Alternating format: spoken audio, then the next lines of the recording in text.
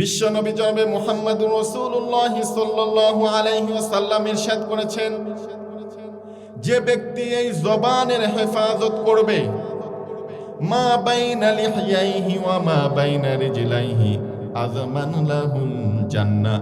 যে ব্যক্তি জবানের হেফাজত করবে, যে ব্যক্তি লজ্জাস্থানের হেফাজত করবে, আমি বিশ্বনবী বলে দিলাম তার জন্য আমি জান্নাতের জামিনদার হয়ে যাব। সকলে বলি সুবহানাল্লাহ। এই জবান দিয়ে বেশি বেশি কোরআন পড়তে হবে। বিশ্বনবী বলেছেন এই জবানের যে হেফাজত করবে, আমি বলে দিলাম আল্লাহ তাআলাকে বলে তাকে জাহান্নাম থেকে হেফাজত করে তাকে জান্নাতে পৌঁছে দিব। এই মুখ এটা এমন একটা মারাত্মক অঙ্গ। কিতাবের মধ্যে এসেছে, আল্লাহ তাআলা ইরশাদ করেছেন, মা ইয়ালফিযু মিন কওলিন ইল্লা লাদাইহি রাকীবুন আতীদ। মানুষ এই মুখ দিয়ে যে কথা বলে, প্রত্যেকটা কথাকে সংরক্ষণ করা হয়। মানুষ এই মুখ দিয়ে যে কথাগুলো বলে, প্রত্যেকটা কথাকে আল্লাহ তাআলা সংরক্ষণ করবেন। এবং আমলনামা যে আছে, ওই আমলনামা এবং আমাদের জবানের কথাটা কিয়ামতের ময়দানে ওই দাঁড়িপাল্লার মধ্যে মাপা হইবে। আমরা যে কথা বলি, প্রত্যেকটা কথাই আল্লাহ তাআলার কাছে সংরক্ষিত হয়। আমাদের কথাগুলো, আমাদের আমলগুলো ওই দাঁড়িপাল্লার উপরে মাপা হইবে। আমার ভাইরা, আল্লাহ তাআলা ইরশাদ করেছেন, কদ আফলাহাল মুমিনুন। মুমিনরাই হলো সফল। মুমিন কারা? শুরুতেই আল্লাহ তাআলা বলেছেন, আল্লাযীনা হুম ফি সালাতিহিম খাশিউন। মুমিনদের প্রথম নম্বর গুণ হলো মুমিনরা 5 ওয়াক্ত নামাজ আদায় করবে। মুমিনদের দ্বিতীয় নম্বর গুণ হলো ওয়াল্লাযীনা হুম আনিল লাগবি মুরিদুন। আল্লাহু আকবার। মুমিনদের দ্বিতীয় নম্বর গুণ হলো মুমিনরা অযথা কথা থেকে বিরত থাকবে। এই মুখ হলো আপনার জান্নাত, এই মুখ হলো আপনার জাহান্নাম। এই মুখ দিয়ে যদি আপনি গীবত করতে থাকেন, এই মুখ দিয়ে যদি গীবত করতে থাকেন, চুগলখড়ি যদি করতে থাকেন, এই মুখের কারণে আপনাকে জাহান্নামে যেতে হবে। সকলে বলি নাউজুবিল্লাহ। আবার এই মুখ দিয়ে যদি আপনি জিকির করেন, তাসবিহ পড়েন, বেশি বেশি ভালো কথা বলেন, অযথা কথা থেকে যদি বিরত থাকেন, তাহলে মুখের কারণেই আপনি জান্নাতে চলে যাবেন। আবার বলি সুবহানাল্লাহ। আমার ভাইরা, পূর্বের জামানার লোকেরা এমনও লোক ছিল 17 বছর 21 বছর পর্যন্ত কোনো অযথা কথা বলে নাই। আমরা চা স্টলে বসে থাকি, বিভিন্ন মাঠে ঘাটে বসে থাকি, আল্লাহর দেওয়া এই মুখ দিয়ে অযথা অনেক কথাবার্তা বলা শুরু করে দিই। ঠিক কিনা বলেন? বিশ্বনবী জনাবে মুহাম্মদুর রাসূলুল্লাহ সাল্লাল্লাহু আলাইহি ওয়াসাল্লাম একদিন একটা কবরস্থানে গেলেন। যাওয়ার পরে সাহাবীদেরকে বললেন, আমার সাহাবীরা, এই কবরস্থানের মধ্যে 2টি কবরের মধ্যে মারাত্মক আযাব হইতেছে। সকলে বলি নাউজুবিল্লাহ। বিশ্বনবী বললেন, বড় কোনো কারণে নয়, একটি কবরের মধ্যে এই জন্য আযাব হইতেছে, দুনিয়াতে থাকা অবস্থায় অযথা মুখ দিয়ে বেশি বেশি চুগলখড়ি করতো। সকল বলি নাউজুবিল্লাহ। একটি কবরে আযাব হইতেছে এই জন্য যে মুখ দিয়ে সে চুগলখড়ি করত। আরেকটি কবরে এই জন্য আযাব হইতেছে যে সে পেশাব করে ভালোভাবে পবিত্রতা অর্জন করত না। আমাদের সমাজে অনেক মানুষ এরকম আছে কি নাই বলেন? পেশাব করে মুসলমান ভাই, কিন্তু পবিত্রতা অর্জন করে নাই। আমার ভাইয়ের, আল্লাহ তাআলা পৃথিবীর জমিনের মধ্যে যতগুলো সৃষ্টি করেছেন, কাউকে আল্লাহ তাআলা পবিত্রতার সক্ষমতা দেন নাই। আল্লাহ তাআলা মানব জাতিকে পবিত্রতা অর্জনের সক্ষমতা দান করেছেন। ঠিক কিনা বলেন? আল্লাহ তাআলা মানব জাতিকে পবিত্রতা অর্জনের সক্ষমতা দান করেছেন, কিন্তু অনেক যুবক ভাই আছে পেশাব করে পানি নেয় না। যদি বলা হয় যে ভাই চলো নামাজের দিকে যাই, যুবক ভাই বলে আমার কাপড় ঠিক নাই, আজ যাব না, অন্য দিন যাবনি। সকলে বলি নাউজুবিল্লাহ। যুবক ভাই, তুমি মুসলিম হয়ে কিভাবে তুমি অপবিত্র অবস্থায় থাকো? যুবক ভাই, তুমি মুসলিম হয়ে কিভাবে তুমি পেশাব করে পানি নাও না? আল্লাহ তাআলা হেফাজত করুন, সকলে বলি নাউযুবিল্লাহ। 6 দিন পরে নখ খসে যাবে, 9 দিন পরে চুল। কবর গাহের সামান নিতে কইর না কেউ ভুল, কবর জায়গা ভালো নয়। আমল দিয়ে কবর গৃহ সাজিয়ে নিতে হয়, ঠিক কিনা বলেন? 6 দিন পরে নখ খসে যাবে, 9 দিন পরে চুল। কবর গাহের সামান নিতে কইর না কেউ ভুল, কবর জায়গা ভালো নয়। আমল দিয়ে কবর গৃহ সাজিয়ে নিতে হয়। 17 দিনে পেট ফেটে শেষ পুকার খাদ্য হবে। 60 দিন পরে গোশ থাকবে না, কঙ্কাল পরে রবে, ঠিক কিনা বলেন? 17 দিনে পেট ফেটে শেষ পোকার খাদ্য হবে। 60 দিন পরে গোশ থাকবে না, কঙ্কাল পরে রবে। 90 দিনে হাড়গুলি সব, 90 দিনে হাড়গুলি সব আলাদা হয়ে রয়, কবর জায়গা ভালো নয়। আমল দিয়ে কবর গৃহ সাজিয়ে নিতে হয়। সকলে বলি আল্লাহুম্মা আমিন। আর রহমান আল্লামান কুরআন, সকলে বলি আল্লাহু আকবার। আল্লাহ রাব্বুল আলামিন ইরশাদ করতেছেন, এই কোরআন যিনি শিক্ষা দিয়েছেন তিনি দয়ালু। এই কোরআন যিনি শিক্ষা দিয়েছেন তিনি দয়ালু। তার মতো দয়ার মালিক জমিনেও কেউ নাই, তার মতো দয়ার মালিক আকাশেও কেউ নাই, ঠিক কিনা বলেন? আমার ভাইরা, আজকে অনেক মানুষ অনেক সম্পদের মালিক, ঠিক কিনা? অনেক সম্পদ অর্জন করেছে, কিন্তু তারপরেও বসে বসে ভাবে, হাই আমি এত সম্পদ করলাম কিন্তু সন্তানদেরকে মানুষ করতে পারলাম না। এরকম চিন্তা করে কি করে? অনেক মানুষ চিন্তা করে আমি অনেক সম্পদ করেছি কিন্তু সন্তানদেরকে মানুষ করতে পারি নাই। আমি দুনিয়া থেকে বিদায় নিলে আমার সম্পদ কি আমার সন্তানরা রাখবে? কি আমার সন্তানরা এই সম্পদগুলো কি রাখবে? চিন্তা করে।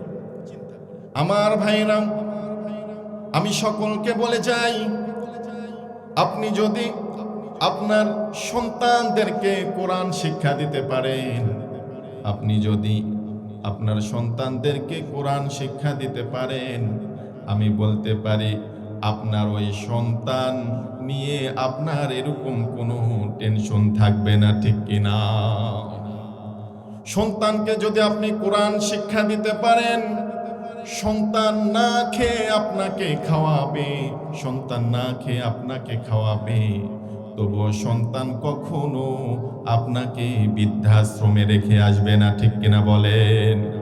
আজকে দেখা গেছে যারা বড় বড় ডিগ্রি অর্জন করেছে, বিদেশে লেখাপড়া করেছে, অনেক বড় ডিগ্রি অর্জন করে অনেক বড় চাকরি করে, আজকে সমাজের মধ্যে দেখা গেছে যারা বড় বড় ডিগ্রি অর্জন করে বড় বড় চাকরি করে তাদের মা বাবারাই বেশি বেশি বৃদ্ধাশ্রমে যায়, ঠিক কিনা?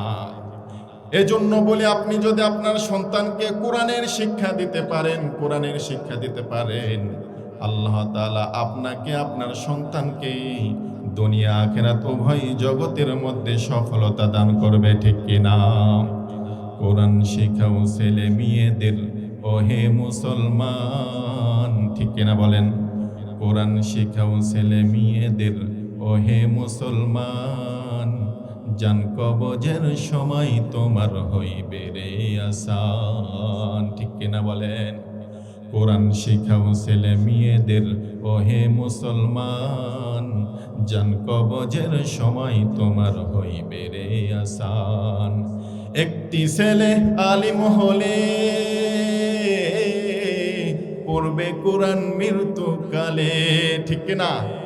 ভাড়া করে এনে আপনার জানাজা পড়াতে হবে না। যদি কোনো হুজুরকে আপনি ভাড়া করে এনে আপনার জানাজা, আপনার বাবার আপনার মায়ের জানাজা পড়ে নেন, ওই হুজুর কি মন থেকে আপনার বাবার জন্য মায়ের জন্য দোয়া করবে বলেন? আমার ভাইরা, সন্তানকে যদি কোরআন শিক্ষা দেন, ওই সন্তান যদি বাবার মায়ের যদি জানাজা করে, দুহাত তুলে যদি আল্লাহর কাছে কান্না করে, চোখের পানি জমিনে পড়ার আগেই আল্লাহ তাআলা তার মা বাবাকে মাফ করে জান্নাতে পৌঁছে দেবেন। সকলে বলি সুবহানাল্লাহ। এজন্য বলা হয়েছে, কোরআন শিখাও ছেলে মেয়েদের, ওহে মুসলমান, জান কবজের সময় তোমার হইবে রে আসান। একটি ছেলে আলিম হলে পড়বে কোরআন মৃত্যুকালে, একটি ছেলে আলিম হলে পড়বে কোরআন মৃত্যুকালে। মরদুদ শয়তান ভেগে যাবে, মরদুদ শয়তান ভেগে যাবে, থাকবে ঈমান, জান কবজের সময় তোমার হইবে রে আসান। সকলে বলি, কোরআন শিখাও ছেলে মেয়েদের, ওহে মুসলমান। একটু আমাদের সাথে বলি, কোরআন শিখাও ছেলে মেয়েদের, ওহে মুসলমান, জান কবজের সময় তোমার হইবে রে আসান। আমার ভাইরা, একজন বান্দার যখন জান কবজের টাইম হয়ে যায়, ওই বান্দা এত কষ্ট পায়, এত কষ্ট পায়। মৃত্যুর যন্ত্রণা মারাত্মক যন্ত্রণা। আজ পর্যন্ত অনেক যন্ত্র আবিষ্কার হয়েছে, আজ পর্যন্ত অনেক যন্ত্র আবিষ্কার হয়েছে। পেটের মধ্যে পাথর আছে না কি আছে এটা দেখারও যন্ত্র আবিষ্কার হয়েছে, ঠিক কিনা? আমার ভাইরা, মৃত্যুর যে কঠিন যন্ত্রণা, মৃত্যুর যে কঠিন যন্ত্রণা, মৃত্যুর যন্ত্রণা ধরার মতো আজ পর্যন্ত কোন যন্ত্র আবিষ্কার হয় নাই, ঠিক কিনা? আমার ভাইরা, একজন বান্দার যখন জান কবজের জন্য যখন মালাকুল মাউত চলে আসে, জান কবজের জন্য যখন মালাকুল মাউত চলে আসে, ওই বান্দার কাছে যখন তার সন্তান সূরাত ইয়াসিন তেলাওয়াত শুরু করে দেয়, সূরাত ইয়াসিন তেলাওয়াত শুরু করে দেয়, আল্লাহ তাআলা ওই ফেরেশতার মাধ্যমে ওই বান্দার জান খুব সহজে, খুব সহজে আসানের সাথে বের করে দেন। সকলে বলি আল্লাহু আকবার। আমার ভাইরা, ছোট্ট বাচ্চা মায়ের কোলে দুধ খাইতে খাইতে, দুধ খাইতে খাইতে ঘুম আসলে যেমন টের পাওয়া যায় না, একজন বান্দার যখন জান কবজের সময় হয়ে যায়, ওই বান্দা যদি 5 ওয়াক্ত নামাজের পরে আয়াতুল কুরসি পড়ে, কি পড়ে? একজন বান্দা যদি 5 ওয়াক্ত নামাজের পরে আয়াতুল কুরসি পড়ে, ফরজ নামাজের পরে যদি 5 ওয়াক্ত নামাজের পরে যদি আয়াতুল কুরসি পড়ে, মালাকুল মাউত ওই বান্দার যখন জান কবজ করতে আসে, এমন আসানের সাথে সহজের সাথে জান কবজ করে নেয়, ওই বান্দার টেরি পায় না, জান্নাতে চলে যায়। আল্লাহু আকবার। আমার ভাইয়ের, আমার বন্ধুগণ, যে কথা বলতে চাইছিলাম, আল্লাহ তাআলার যতগুলো নিয়ামত আমাদের জীবনে আছে, এর মধ্যে বড় একটি নিয়ামত হলো কোরআন, ঠিক কিনা? বড় একটি নিয়ামত হলো কোরআন। কিন্তু দেখা যায় আমরা অনেক ভাই আছি, সারাটি জীবন চলে যায়, কিন্তু কোরআন শিক্ষা করতে আমরা পারি না। এরকম আছে কি নাই? সারাটি জীবন চলে যায় কিন্তু কোরআন শিখতে আমরা পারি না। দুনিয়াবি সাংসারিক টেনশন নিয়ে আমরা ব্যস্ত, কিন্তু কোরআন শিক্ষা করতে চাই না। আল্লাহ তাআলা সকলকে কোরআন শিক্ষা করার তৌফিক দান করুন। সকলেই বলি আল্লাহুম্মা আমিন। আমার ভাইরা, যে কথা বলতেছিলাম, আল্লাহ তাআলার যতগুলো নিয়ামত আছে তার মধ্যে বড় একটি নিয়ামত হলো কোরআন। আল্লাহ তাআলার আরো কত নিয়ামত, আরো কত দয়া দেখুন। আল্লাহ তাআলার কত দয়া। আল্লাহ তাআলা মায়ের পেট থেকে বাচ্চা জন্ম দিয়ে মায়ের বুক থেকে খাবারের ব্যবস্থা করে দেন। আল্লাহ তাআলা পাথরের বুক চিরে ঝর্ণা ধারা প্রবাহিত করে মানুষের পিপাসাকে নিবৃত্ত করে দেন। আল্লাহু আকবার। আল্লাহ তাআলা মরুভূমির প্রান্তরে গাছ দিয়ে মানুষের খাবারের ব্যবস্থা করে দেন। আমার ভাইরা, নদী যত বড় হোক না কেন, নদীর কুল আছে, কিনারা আছে। সাগর যত বড় হোক না কেন, সাগরের কিনারা আছে। কিন্তু আমার রবের এত দয়া, আমার রবের এত দয়া, আমার রবের দয়ার শেষ নাই, কুল নাই, কিনারা নাই। সকলে বলি আল্লাহু আকবার। রবের কেমন দয়া দেখুন। রব বান্দাদেরকে পানি দিবেন, রব বান্দাদেরকে পানি দিবেন। পুকুর বানাইলে হয়ে যায় তো, সাগর বানাইলে হয়ে যায় তো, কিন্তু রব বান্দাদেরকে পানি দেওয়ার জন্য বান্দাদের প্রয়োজনে রব, মহান রব বান্দাদের জন্য মহাসাগর সৃষ্টি করেছেন। আল্লাহু আকবার। কি সৃষ্টি করেছেন? মহাসাগর কাদের জন্য সৃষ্টি করেছে? আমাদের জন্য, ঠিক কিনা বলেন? আল্লাহ তাআলা বান্দাদের জন্য মহাসাগর সৃষ্টি করেছেন। শুধু তাই নয়, আল্লাহ তাআলা বান্দাদের জন্য নদী বানাইছেন। শুধু তাই নয়, আল্লাহ তাআলা নদী থেকে খাল বানিয়ে বান্দাদের দরজা পর্যন্ত, ক্ষেত খামার পর্যন্ত পানি পৌঁছে দিয়েছেন। আল্লাহু আকবার। আল্লাহ তাআলার কত দয়া দেখুন। বান্দাদেরকে আল্লাহ তাআলা পানি দিবেন। এই জমিনের নিচে পরতে পরতে আল্লাহ তাআলা পানি দিয়েছেন। আল্লাহ তাআলা বান্দাদের ঘরে ঘরে পানি পৌঁছে দিয়েছেন। এটা কার দয়া? তাও পাচ্ছে কিনা? আল্লাহ তাআলার কত দয়া দেখুন। আল্লাহ তাআলা এবার বৃষ্টি দিয়েছেন। যেখানে যেখানে পানি নাই, যেখানে যেখানে পানির সমস্যা, আল্লাহ তাআলা আসমান থেকে বৃষ্টির ফোঁটায় ফোঁটায় বিন্দু হয়ে যেখানে পানি প্রয়োজন সেখানে পানি দিয়ে পুরো জমিনটাকে ভিজিয়ে আল্লাহ তাআলা পুরো পৃথিবীটাকে ফসল ধারণের উপযুক্ত করে দিয়েছেন। সকলে বলি সুবহানাল্লাহ। এগুলো কার দয়া? একটু আওয়াজ দিন, এগুলো কার দয়া? আমার ভাইরা, তিনি হলো রহমান, তিনি হলো রহমান। তার বড় দয়া হলো এই কোরআন। এই কোরআন হলো মানুষের সৌভাগ্যের চাবিকাঠি। আল্লাহু আকবার। এই কোরআন কেমন কিতাব দেখুন। এই কোরআন মানুষের সম্মান বাড়িয়ে দেয়, মানুষের মর্যাদা বাড়িয়ে দেয়, ঠিক কিনা? এই কোরআন মানুষের সম্মান বাড়িয়ে দেয়, মানুষের মর্যাদা বাড়িয়ে দেয়। আরবের যে লোকগুলো, যাদের কোনো শিক্ষা ছিল না, যাদের কোনো সমাজের মধ্যে সম্মান ছিল না, আরবের ওই মূর্খ জাহেল লোকগুলো যারা বকরি চড়াইতো, যারা মেষ চড়াইতো, যারা রাখালি করত, এই কোরআন যখন নবীজির উপরে নাজিল হয়েছে, তারা যখন কোরআন মানা শুরু করে দিয়েছে, আরবের ওই মূর্খ জাহিল লোকদেরকে আল্লাহ তাআলা কোরআন মানার কারণে তাদেরকে এশিয়া আফ্রিকার বাদশাহী দান করেছে। সকলে বলি সুবহানাল্লাহ। এশিয়া আফ্রিকার বাদশাহী দান করেছে তাদেরকে কোরআন মানার কারণে। কিন্তু বড় দুঃখের বিষয়, আজকে আমরা এই কোরআন থেকে অনেক দূরে, অনেক দূরে, অনেক দূরে, ঠিক কিনা বলেন?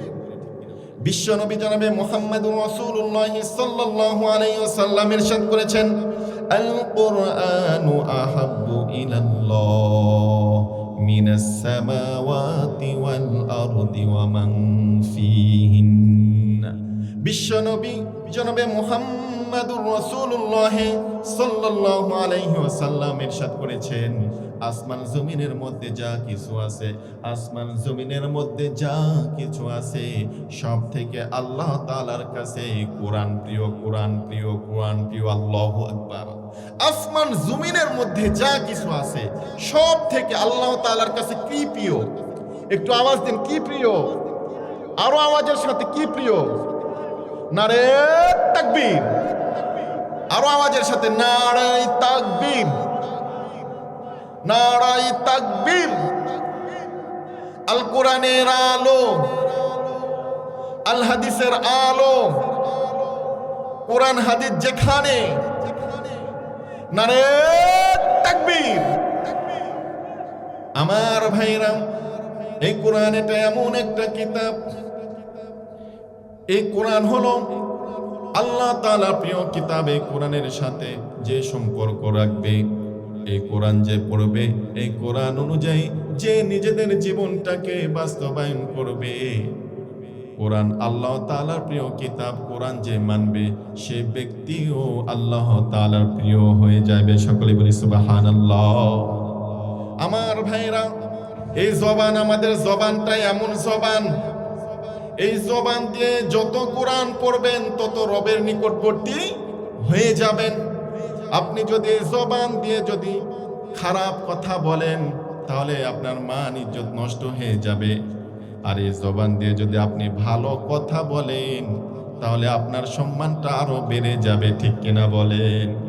এই জবান, এটা এমন একটা জবান, এই জবান দিয়ে যদি আমরা ভালো কথা বলি সম্মান বাড়বে। এই জবান দিয়ে যদি আমরা খারাপ কথা বলি তাহলে সম্মানটা কমে যায়। বিশ্বনবী জনাবে মুহাম্মদুর রাসূলুল্লাহ সাল্লাল্লাহু আলাইহি ওয়াসাল্লাম ইরশাদ করেছেন, যে ব্যক্তি এই জবানের হেফাজত করবে, মা বাইনা লিহইয়াইহি ওয়া মা বাইনা রিজলাইহি আযমান লাহুল জান্নাহ, যে ব্যক্তি জবানের হেফাজত করবে, যে ব্যক্তি লজ্জাস্থানের হেফাজত করবে, আমি বিশ্বনবী বলে দিলাম তার জন্য আমি জান্নাতের জামিনদার হয়ে যাব। সকলে বলি সুবহানাল্লাহ। এই জবান দিয়ে বেশি বেশি কোরআন পড়তে হবে। বিশ্বনবী বলেছেন এই জবানের যে হেফাজত করবে, আমি বলে দিলাম আল্লাহ তাআলাকে বলে তাকে জাহান্নাম থেকে হেফাজত করে তাকে জান্নাতে পৌঁছে দিব। এই মুখ, এটা এমন একটা মারাত্মক অঙ্গ। কিতাবের মধ্যে এসেছে, আল্লাহ তাআলা ইরশাদ করেছেন, মা ইয়ালফিযু মিন কওলিন ইল্লা লাদাইহি রাকীবুন আতীদ। মানুষ এই মুখ দিয়ে যে কথা বলে, প্রত্যেকটা কথাকে সংরক্ষণ করা হয়। মানুষ এই মুখ দিয়ে যে কথাগুলো বলে প্রত্যেকটা কথাকে আল্লাহ তাআলা সংরক্ষণ করবেন। এবং আমলনামা যে আছে, ওই আমলনামা এবং আমাদের জবানের কথাটা কিয়ামতের ময়দানে ওই দাঁড়িপাল্লার মধ্যে মাপা হইবে। আমরা যে কথা বলি প্রত্যেকটা কথাই আল্লাহ তাআলার কাছে সংরক্ষিত হয়। আমাদের কথাগুলো, আমাদের আমলগুলো ওই দাঁড়িপাল্লার উপরে মাপা হইবে। আমার ভাইরা, আল্লাহ তাআলা ইরশাদ করেছেন, কদ আফলাহাল মুমিনুন, মুমিনরাই হলো সফল। মুমিন কারা? শুরুতেই আল্লাহ তাআলা বলেছেন, আল্লাযীনা হুম ফি সলাতিহিম খাশিউন। মুমিনদের প্রথম নম্বর গুণ হলো মুমিনরা 5 ওয়াক্ত নামাজ আদায় করবে। মুমিনদের দ্বিতীয় নম্বর গুণ হলো ওয়াল্লাযীনা হুম আনিল লাগবি মুরিদুন। আল্লাহু আকবার। মুমিনদের দ্বিতীয় নম্বর গুণ হলো মুমিনরা অযথা কথা থেকে বিরত থাকবে। এই মুখ হলো আপনার জান্নাত, এই মুখ হলো আপনার জাহান্নাম। এই মুখ দিয়ে যদি আপনি গীবত করতে থাকেন, এই মুখ দিয়ে যদি গীবত করতে থাকেন, চুগলখড়ি যদি করতে থাকেন, এই মুখের কারণে আপনাকে জাহান্নামে যেতে হবে। সকলে বলি নাউজুবিল্লাহ। আবার এই মুখ দিয়ে যদি আপনি জিকির করেন, তাসবিহ পড়েন, বেশি বেশি ভালো কথা বলেন, অযথা কথা থেকে যদি বিরত থাকেন, তাহলে মুখের কারণেই আপনি জান্নাতে চলে যাবেন। আবার বলি সুবহানাল্লাহ। আমার ভাইরা, পূর্বের জামানার লোকেরা এমনও লোক ছিল 17 বছর 21 বছর পর্যন্ত কোনো অযথা কথা বলে নাই। আমরা চা স্টলে বসে থাকি, বিভিন্ন মাঠে ঘাটে বসে থাকি, আল্লাহর দেওয়া এই মুখ দিয়ে অযথা অনেক কথাবার্তা বলা শুরু করে দিই। ঠিক কিনা বলেন? বিশ্বনবী জনাবে মুহাম্মদুর রাসূলুল্লাহ সাল্লাল্লাহু আলাইহি ওয়াসাল্লাম একদিন একটা কবরস্থানে গেলেন। যাওয়ার পরে সাহাবীদেরকে বললেন, আমার সাহাবীরা, এই কবরস্থানের মধ্যে 2টি কবরের মধ্যে মারাত্মক আযাব হইতেছে। সকলে বলি নাউজুবিল্লাহ। বিশ্বনবী বললেন, বড় কোনো কারণে নয়, একটি কবরের মধ্যে এই জন্য আযাব হইতেছে, দুনিয়াতে থাকা অবস্থায় অযথা মুখ দিয়ে বেশি বেশি চগলখড়ি করতো। সকল বলি নাউজুবিল্লাহ। একটি কবরে আযাব হইতেছে এই জন্য যে মুখ দিয়ে সে চগলখড়ি করতো, আরেকটি কবরে এই জন্য আযাব হইতেছে যে সে পেশাব করে ভালোভাবে পবিত্রতা অর্জন করতো না। আমাদের সমাজে অনেক মানুষ এরকম আছে কি নাই বলেন? পেশাব করে মুসলমান ভাই, কিন্তু পবিত্রতা অর্জন করে নাই। আমার ভাইয়ের, আল্লাহ তাআলা পৃথিবীর জমিনের মধ্যে যতগুলো সৃষ্টি করেছেন, কাউকে আল্লাহ তাআলা পবিত্রতার সক্ষমতা দেন নাই। আল্লাহ তাআলা মানব জাতিকে পবিত্রতা অর্জনের সক্ষমতা দান করেছেন, ঠিক কিনা বলেন? আল্লাহ তাআলা মানব জাতিকে পবিত্রতা অর্জনের সক্ষমতা দান করেছেন। কিন্তু অনেক যুবক ভাই আছে পেশাব করে পানি নেয় না। যদি বলা হয় যে ভাই চলো নামাজের দিকে যাই, যুবক ভাই বলে আমার কাপড় ঠিক নাই, আজ যাব না, অন্য দিন যাবনি। সকলে বলি নাউজুবিল্লাহ। যুবক ভাই, তুমি মুসলিম হয়ে কিভাবে তুমি অপবিত্র অবস্থায় থাকো? যুবক ভাই, তুমি মুসলিম হয়ে কিভাবে তুমি পেশাব করে পানি নাও না? আল্লাহ তাআলা হেফাজত করুন। সকলে বলি নাউজুবিল্লাহ।